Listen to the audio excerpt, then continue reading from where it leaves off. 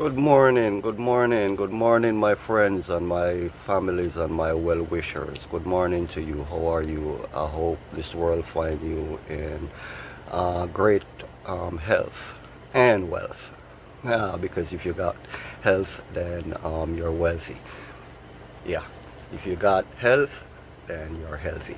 But anyway, it's your boy African, FRICONN, coming to you again with another beautiful video and a beautiful day. I woke up this morning and it rained outside. Maybe that's why I slept so peaceful last night, because it rained, and you know when it rains, you always sleep peacefully. Well, that's my philosophy anyway, because you know, we grew up in Jamaica where we had zinc metal roof or zinc roof on our houses, and the best time,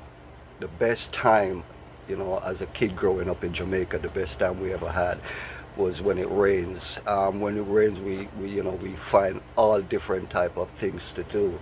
You know, like um, push barrow, cartwheeling, just running in the rain, you know, a lot of stuff that we did as kids. You know, we found a whole lot of different activities to do when it rains back then in Jamaica. Anyway, once again, my name is African, and I'm coming to you with another beautiful video, another beautiful story. But before I get into the video, there's a couple of people that I have to send shout out to.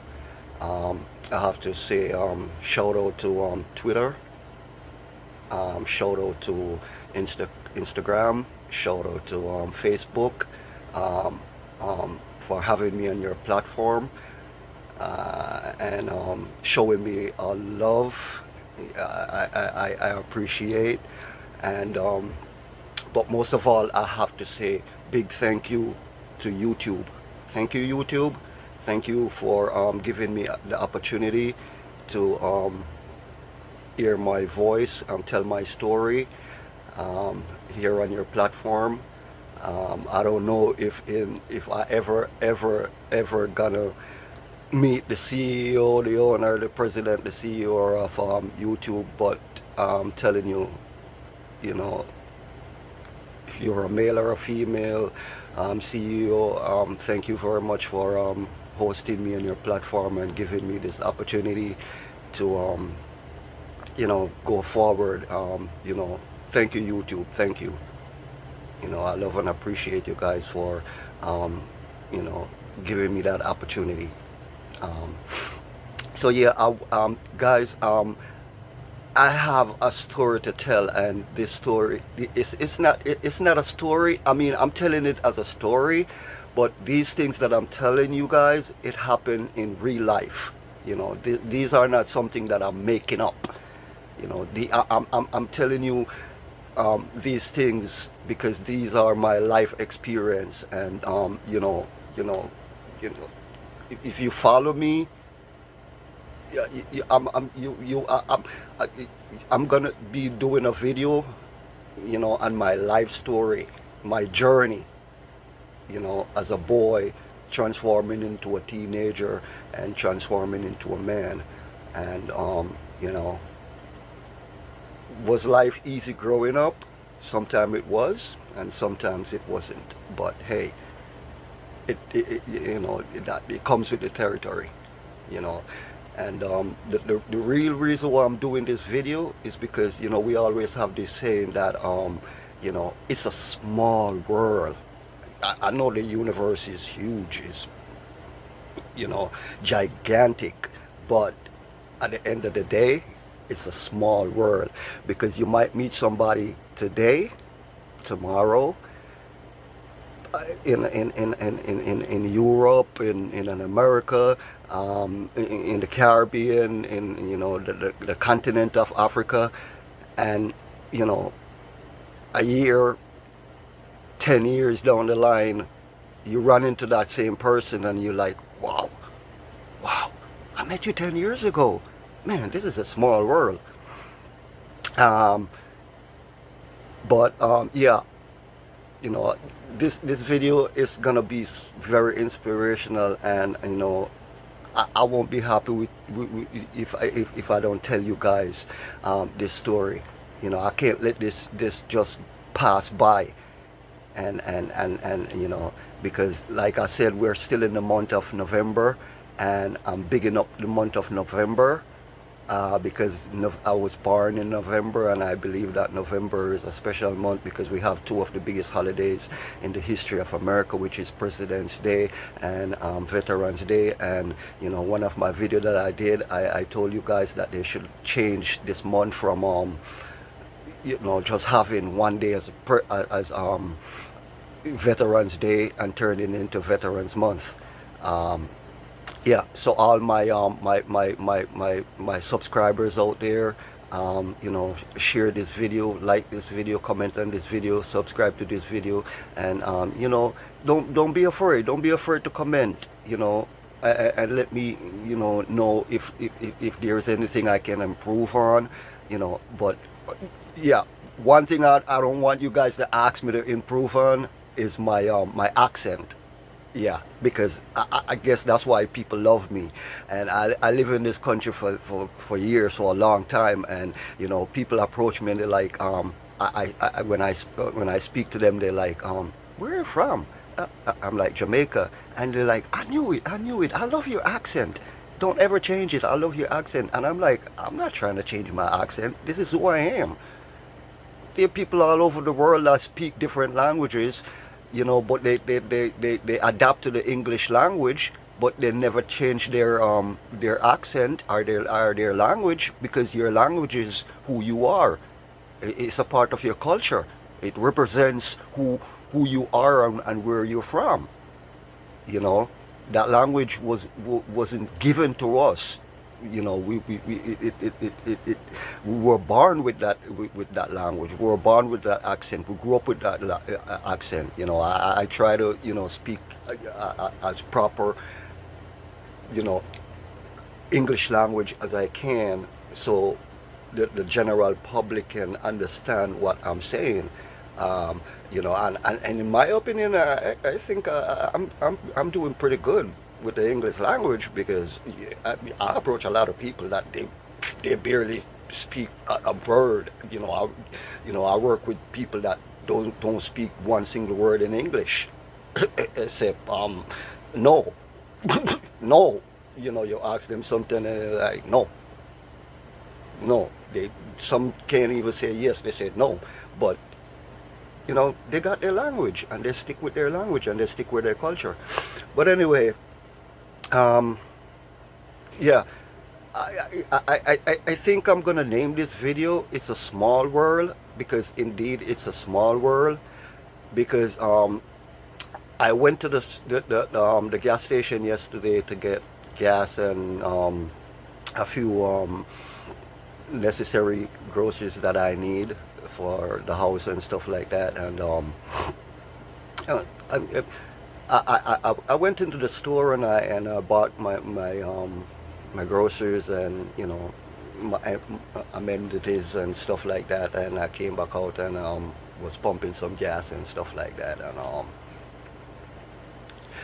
you know, I, I don't know if it's the spirit of the ancestors that brought me and this man together to start talking. But I know a New Yorker when I see a New Yorker, because I grew up in New York, Brooklyn to be exact. Big up Brooklyn, big up Bed-Stuy. You know, that's one of the city that I love. But you know, even though I grew up in Brooklyn, New York, I will never trade Florida for New York. No, sir. Not anytime soon. I will never trade Florida, because I love Florida. Florida reminds me of Jamaica. Florida reminds me of home. You know, and you know, to everyone out there, you know, here in America and all around the world, Florida is the place to be, baby. Florida is the place to be. You know, the beaches, you got beautiful white sand beaches, you know, beautiful resorts that's very reasonable, um, wonderful staffs.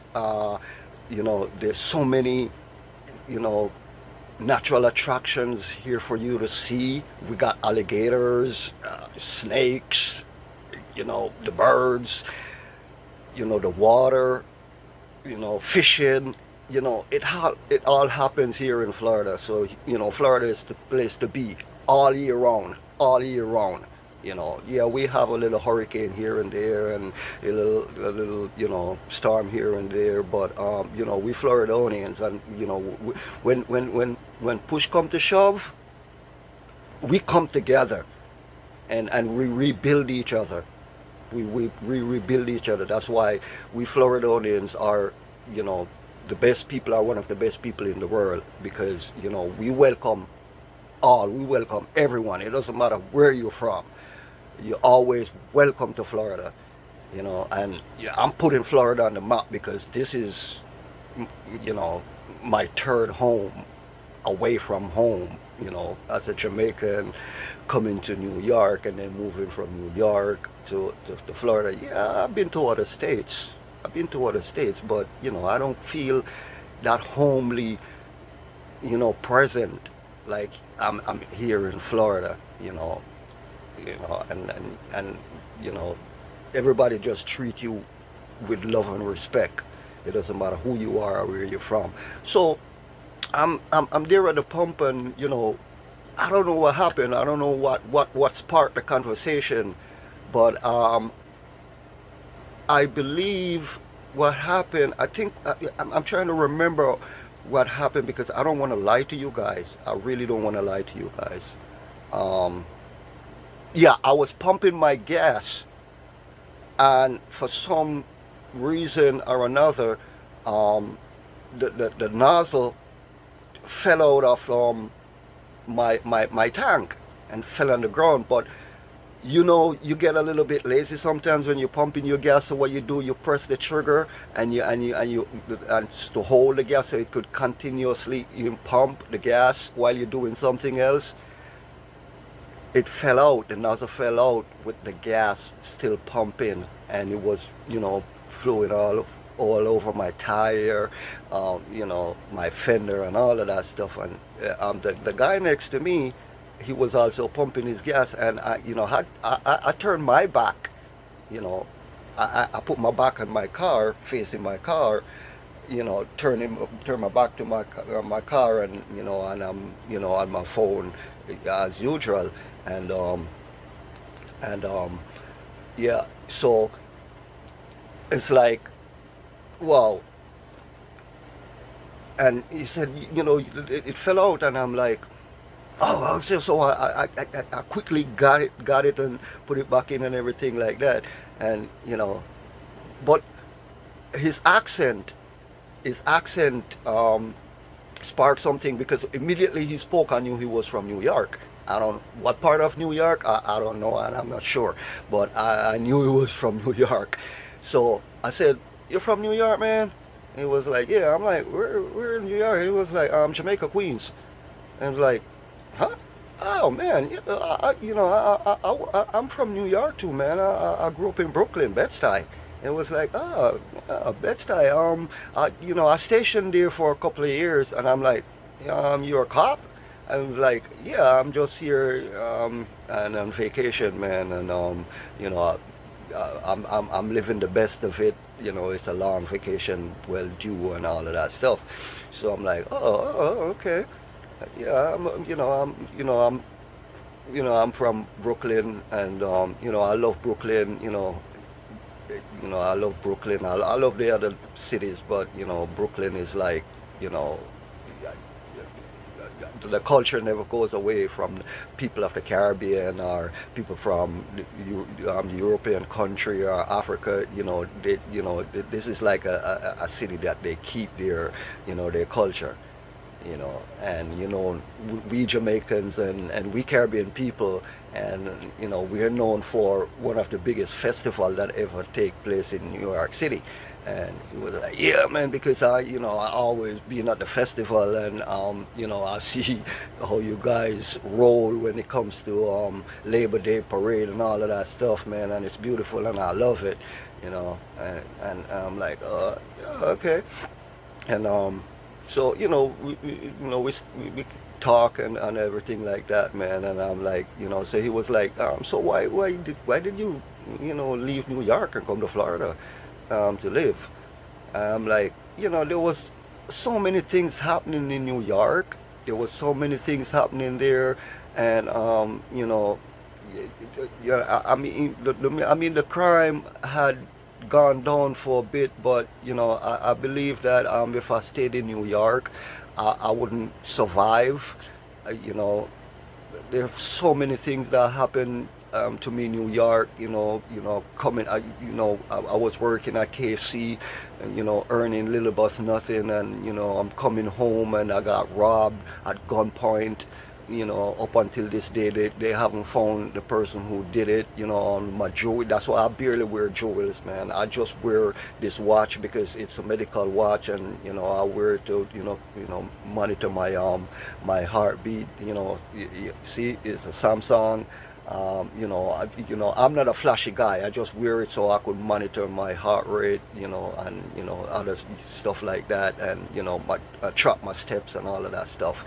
So that's why I really wear it. But I barely wear jewelry these days because that night, I'm telling myself, oh my God, man, they robbed me for the little money that I had, robbed me for my jewels and all that stuff, and I could have lost my life for vanity. I could have lost my life for vanity. So I, yeah, and then other stuff happened. I kept on going, but there was other stuff going. Like I was just going down this slope. Like okay, there was no point of return unless I get out. So I moved to Florida a couple of years ago, 15 years ago, 16 years ago, I can't remember. But yeah, and and he's like, so how you loving it, Florida? I'm like, man, I love it, man. This reminds me of home. It's like, I'm from Jamaica and I moved here to New York and then moved to Florida. And Florida is like Jamaica. We have everything that we have here, we have it in Jamaica. The beaches, white sand beaches, and high-rising buildings, and the way the cities set up is like it's the same thing in Jamaica. you know. So I love it here, and it was like, well, maybe one day I'll maybe buy a boat down here and live on the boat and the water, because I like those kind of stuff. I'm like, man, you gotta come. I mean, anytime you want to retire from the force, man, this is the place for you to, make your final destination. And he said, talking to you, you kind of look a bit familiar to me, man. I know it's been years, but you kind of look familiar to me. And I'm like, yeah. Um, I mean, you're a cop, and cops are good with faces, and their memories is always intact. So yeah, you probably might remember me. And it was like, yeah, you do remember, you do look familiar to me, man. You do look familiar. You look like the guy that I gave a ticket a couple of years ago for non-insurance, and it turns out that it wasn't a non-insurance. It was just overlook of the policy, and I was like, I'm trying to remember, because I'm an old man, and there's a lot of things that I remember, and there's a lot of things I don't remember. I remember a lot of things growing up, and I don't remember things that happened last week or last month or last year. So it is what it is. It's all the memory, the brain works. And not sometimes it work in sync, and sometimes it work out of sync. So I'm like, and then, I recall, and I'm like, yeah, I do remember you, man. I do remember you, bro. You the cop, you the very cop that gave me the ticket that evening for when I was driving my Liberty taxi. It was a snowy day, and I can't remember. I think I accidentally uh, was driving on a road, and the road was a one way. But because it was snowing, and it was snowing so bad that winter season, that cars was barely on the road, and I was bringing this passenger, and I was driving because New York has one way up and one way down, and I accidentally took the wrong turn and was going up the wrong way. And you know I don't know where you guys came from out of nowhere, but you and your partner came up the one way behind me and stopped and pulled me over. And it was embarrassing for me because I had passengers in the car. Like I said, I was drive. I owned a livery cab that back then, and we did the dollar ride thing. You could carry up to 4 or 5 passengers, 3, 4, 5 passengers, and even though we say it's a dollar cab, but it depends on where you pick the person up from. You pay $2, $3, and I said, yeah, man, I do remember you, bro, and yeah, and what happened is that I did had insurance, but I had a company back then that was ripping me off big time, because when you're driving a taxi that you own, or a livery cab, or a dollar bus, it's like you have to pay 2 insurance. You pay a regular insurance for the regular car, and then you have to pay for the taxi, even though you have to go to the state of New York department and get your chauffeur license and all that stuff. And so it costs a lot of money, anywhere you take it. And when you're driving taxis and dollar cabs and like that, it's like the price of the insurance. It doubles or triples. So yeah, and then I switched over to another company. But back then I didn't know that when you switch from one company to the other, you have to either call the DMV and show proof of insurance that you switch from one company to the other and you have insurance, and or you go down to the insurance, you down to the DMV in person and show them proof of insurance that you do have insurance, but you switch from one company to the next company. So yeah, and you gave me a ticket, man. You gave me a ticket for non-insurance. You gave me a ticket for non-insurance, and back then you couldn't pay online. You couldn't pay your ticket online. You had to go to the court in person and pay it. And when I went to the court to pay for the ticket, they took my license and they suspended my license for 5 years, bro. 5 years they suspended my license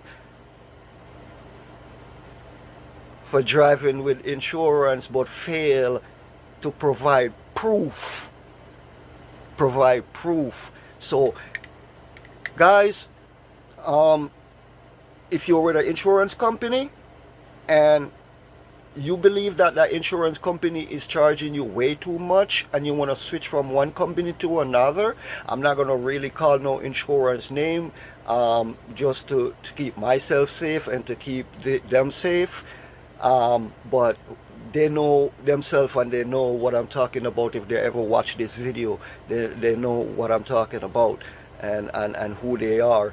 And if you ever have an insurance company and you think they're ripping you off, or they're charging you too much and you want to switch from one company to the other company, just when you switch to the next company and you get all your documentation intact and you get everything straight, you could call the DMV. We down here we call it the tax collectors department. You could call your tax collectors department or the DMV. You could visit them in person and show them proof of insurance, that you have insurance and you had a company that you was with and you switch from one company to the next company. Okay, just keep that in mind. you know, because things do happen, and you know, it's not the job of the insurance company to follow up on you to see if you have insurance company insurance policy, and it's not the job of the you know, well, back then I knew, back then it was mandatory for insurance company to inform the DMV that the person or persons who had insurance with them is no longer with them, but they had gone to another company, and they provide the proof of insurance and the proof of transfer from their company to the next company.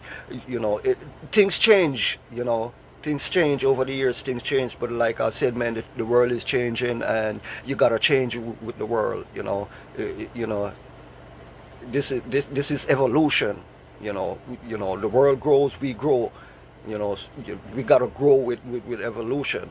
You know, so yeah, my driver's license was suspended for 5 years, and you know, and every day I used to sit and just laugh about it, man, because I'm looking at my suspended driver's license, and it's already in the record book, and you know, I went to court and I tried to fight it, to say, listen, man, you know, I have insurance, and you know, you guys still, you know,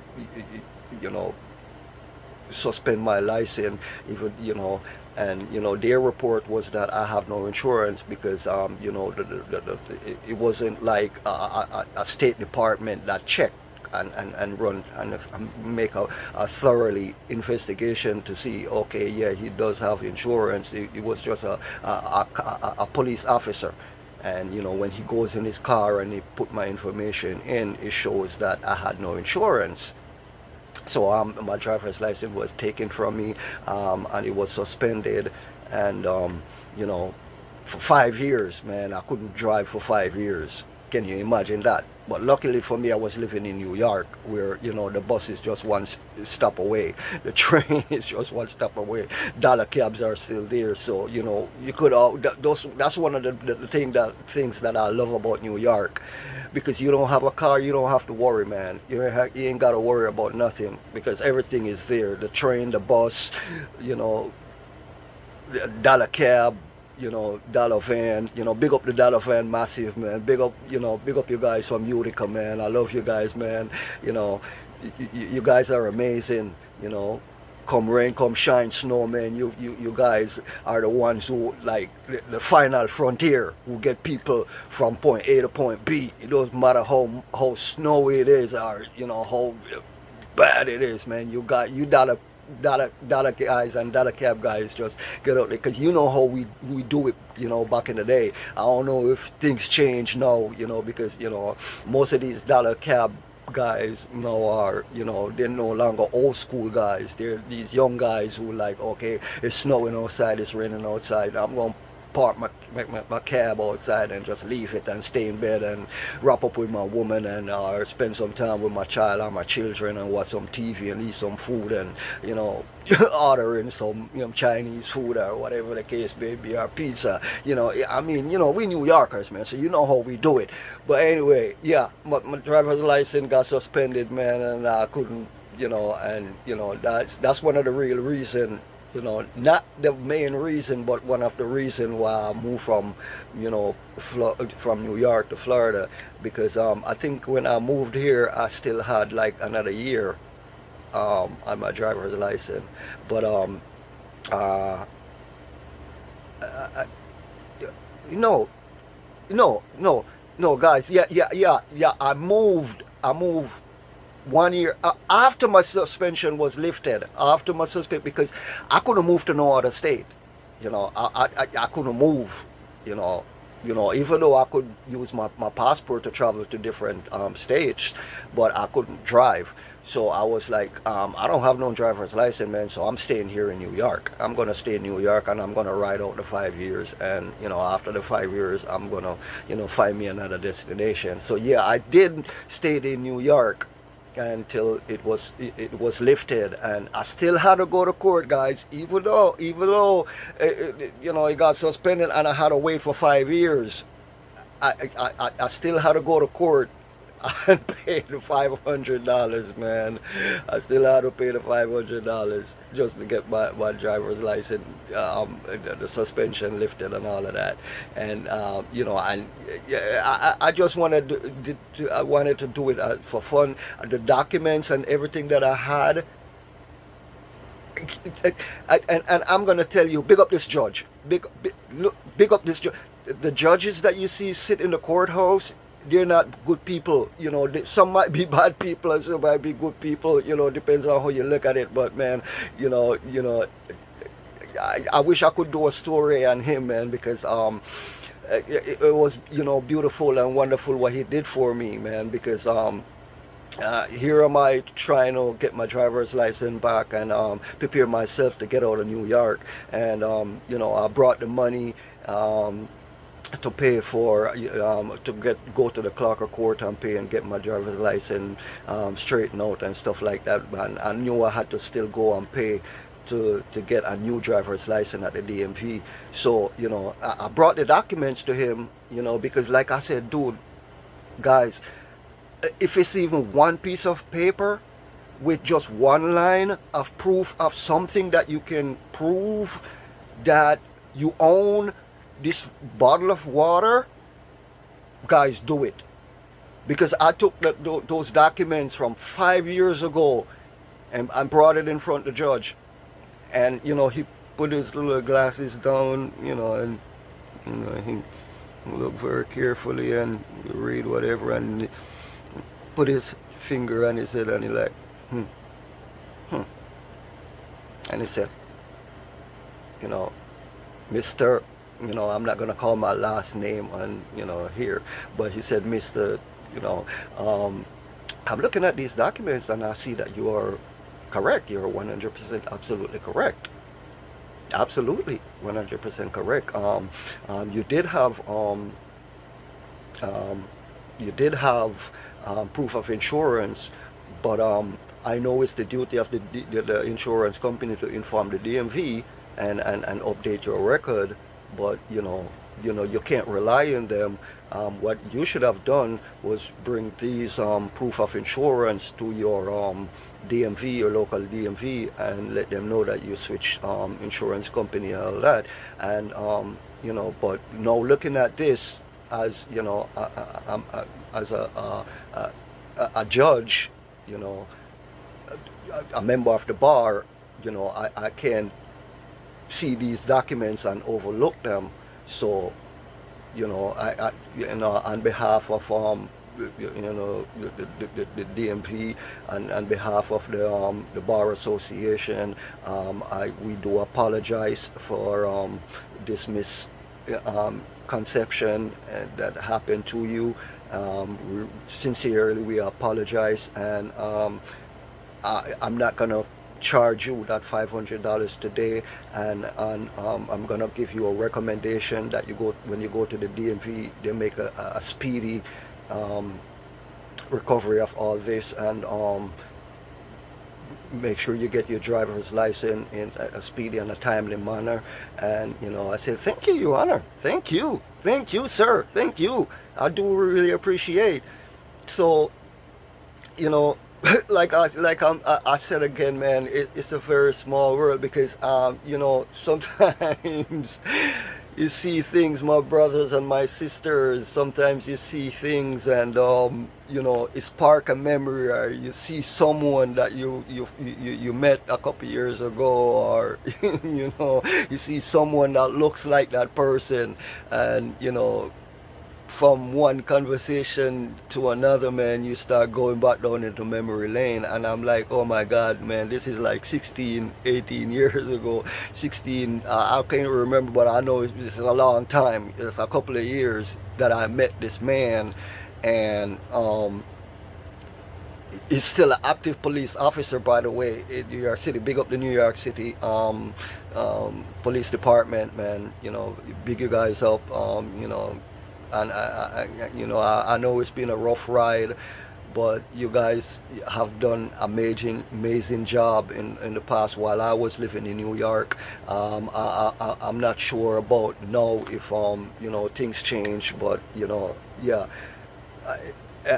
Even though you guys didn't find the guys that robbed me, my jewelry and my money, and then put a gun to my head, and say the only reason he didn't kill me because he's Jamaican, and because I'm Jamaican, and he's from Jamaican. And I'm like, dude, I'm a Jamaican, you're a Jamaican, and you're here trying to put a gun. Dude, you know how we grew up in Jamaica, you know it was a struggle, bro. And you come to New York, and I'm here in New York, and you wanna kill me now? Dude, you wanna kill me for a couple bucks? Yeah. I'm not bashing my country, man. I'm not bashing my country, really. I'm not really bashing my country, Jamaica. But Jamaica, we need to change. We need to change. Mr. Prime Minister, members of Parliament, we all need to change the system, man. You know, we all need to change the system. We need to put the youths first, because they're going down a road that's it's a deadly zone. They're going down the deadly zone, and if they reach the point of no return, it's kill or be killed.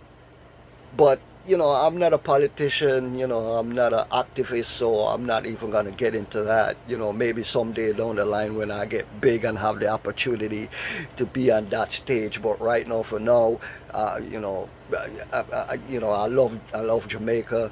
I love Jamaicans. I think we have one of the best cultures in the world, man. So yeah, but big up to the police officer, man, for bringing me back down a memory lane and stuff like that. And I gotta big him up, because back then he acted very professional, and it wasn't his fault. It was the fault of the computer. It was the fault of the system. It wasn't his fault. So. Man, police officers are good people, man, because what this guy did, this guy went into the store, and this guy paid for my gas, he paid for my lunch, and I said, man, why are you doing this, bro? I mean, yeah, I got this, man. I know, you made a mistake in the past, and it wasn't your fault and everything, but man, you ain't gotta do this, man. And he was like, bro, this is just my way of showing you that we're not bad cops. We're not the devil's advocate. We're just doing our job, man. And sometimes the system fail, and sometimes the system work good, but it is what it is. We're just police officers doing our job, and following protocol and stuff like that. And I was like, man, thank you, man. I appreciate, man, but honestly, you didn't have to do this, bro. But anyway, thank you, man. And I looked at it, man, and I'm like, man, I really, I'm really getting the world, bro. You gotta meet people in person. You gotta meet people in person before you start bashing people and talking bad things about people, really. Because, growing up, even today, you still, hear some older people, or you hear the youth saying, man, I hate cops. Cops are bad people. They're the devil. They're working for the devil. They're Babylonians and all of that stuff. And for me, I always keep a open heart, a open mind. I always keep an open mind. I always keep an open mind. I don't judge the book by its cover. I never try to judge the book by its cover, because I always try to put myself in someone else's shoes, and that's why I'm advocating for all these homeless people, these less fortunate people of the hurricane victims and all of that stuff, that's going through all these these depression, these stages of life where they have nowhere to live, they barely can feed, water and all that stuff. That's why I started a movement to help these people. So I put myself in these people's shoe, man, because you could go to your bed tonight as a millionaire, a billionaire, and tomorrow you wake up, you're broke. Everything is gone. Everything is gone. So and then what you gonna do? You know, sometimes people bounce back, and some people find their self on the street, and I met with so many of these people, and I interact with them. I do stories with them, and I have so much videos on these people, guys. You guys, you gotta watch my channel, you know, subscribe to my channel, like, comment, share, you know, let me know what you think, leave your comment in the comment section, share the videos with friends and family, and let me know what you think, because there's so much. Like I said, I haven't even begun to tell my life story, and I haven't even begun to tell the story of these people and so many other people that I met in certain situations, certain circumstances, and it's not like they want to be out there. They're trying to bounce back, because some of them, they live on the street, they live in the bushes, but they still come out and try to do a day's job to get a day's pay so they can feed themselves. And they might be lucky today to get a day's work, and they might not, so they're not bad people. It's just circumstances why they're out there, man. So yeah, but like I said, I can't talk about them on this video, because their story is, if I started to tell their story the next 100 years, I don't know where to end it.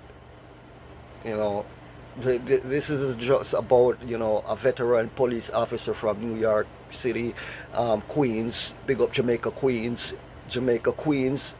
You see why Jamaica is powerful and in so many ways, because there's so many places in Queens that named after Jamaica. Even here in Florida, we got a Jamaica Street or Avenue or whatever. There's so many places that name after Jamaica, and other small islands and stuff like that. Because even here in Shady Hills, where I live, there's one little town. If you go in the town, it's like you're in the Caribbean, because you go in Jamaica Avenue, Trinidad Lane, Antigua Circle, you name it, Barbados Avenue. It's like you're in an island. So but this is just about this veteran cop, man, that make my day, by paying for my gas and my lunch and stuff like that, and making me feel special, man. And it's something that I couldn't refuse, because it was like he commanded me. That's one of the power that police officers have, man. When they speak, they don't have to demand you. They don't have to, demand. They don't. It's the way they speak. It's not naturally like they're commanding you, but it's the way they speak. They were trained to speak to you. It's like you get that sense of urgency, like. I don't think, if I don't accept this man's apology in this way, I don't think this man will probably ever forgive himself, and he goes back to New York and get back to his job, and he might not be the same. He might not treat people the same. He might not treat his co-workers the same. He might start acting differently, but if I do this little one thing for him, and he does this little one thing for me, it probably changes his life. It changes my life, because he's on vacation, and I want his vacation to continue to be glamorous and worth the trip. And when he goes back to New York, he can tell his families and friends and neighbors that, man, you guys gotta go to Florida, bro. You guys gotta go. You guys gotta take a trip. You guys gotta take a vacation. Yeah, man. So big up to the police officer. Love and respect, sir. Love and respect, because the reason why I respect you guys, police officers, from because I had friends in the police force, I had a cousin that went to war many times, more than one. I also had another cousin that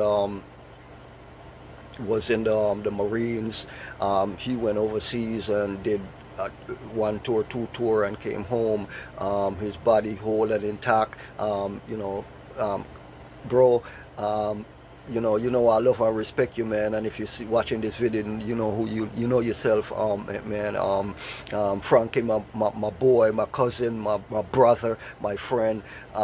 Man, you did so much for me in such a short time that a thousand thank you can never tell say enough. And that story is also for another day, another video, because I hope one day I can sit down with you, my brother, and we conversate, and we go back down memory lane, man, because there's so many sorrows, but there's also so many joys, we can recall, and so many stories to tell. So, pick up yourself, Frankie, my brother. I love you, man, always and forever, you know.